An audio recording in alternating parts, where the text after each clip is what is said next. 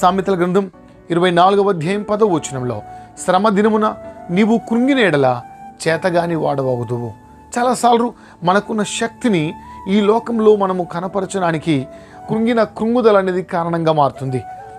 ఒక విద్యార్థికి పరీక్షలు ఏ రీతిగా ప్రమోషన్ను ఇస్తాయో, అలాగే మన జీవితంలో శ్రమ వెంబడి శ్రమ, కష్టము వెంబడి కష్టం మనల్ని మరింత ఉన్నతమైన ఆశీర్వాదంలోనికి నడిపిస్తాయి.